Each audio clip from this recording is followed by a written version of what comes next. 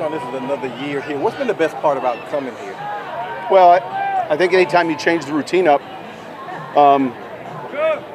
push practice back. I thought they handled it well. The other thing is we get a great turnout, and I think it's just another exposure for our fans. But the facility is fantastic. You get a sense that the crowd's right on you here, and our training camps attendance has been great.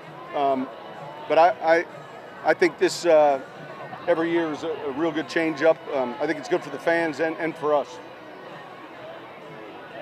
John, is Saquan Hampton maybe coming along a little faster? He had a big play tonight. He's got good hands, and he's one of those players. The ball kind of finds him a little bit. So I've been encouraged. He's smart. Was he?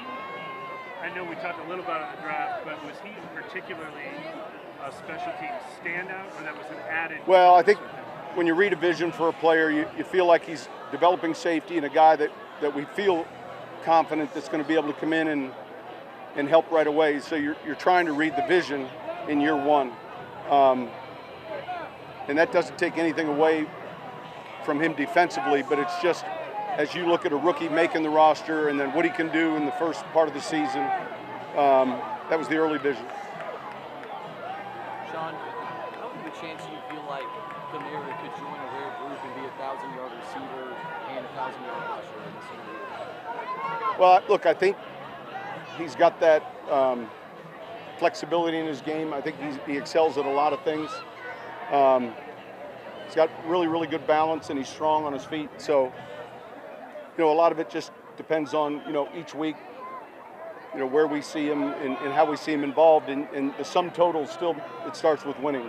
And but he's got those traits. I mean, he's got those traits to run and receive. Have you seen a difference in his route running? He's mentioned how much he's worked on this offseason. Look, he's a tireless worker, and he's got very natural hands.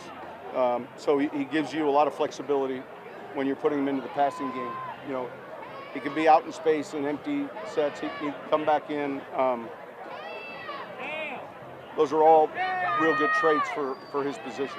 Coach, I know you're big on the history of the Saints and coming back here where they started. Can you talk about what that's like, just to know that this is where they started in the history? Yeah, I think we've tried to, in our 13 years, really celebrate and pay attention to those who came before us. And I think the Bensons have done a great job of really creating that culture for our alumni, not just our current players. And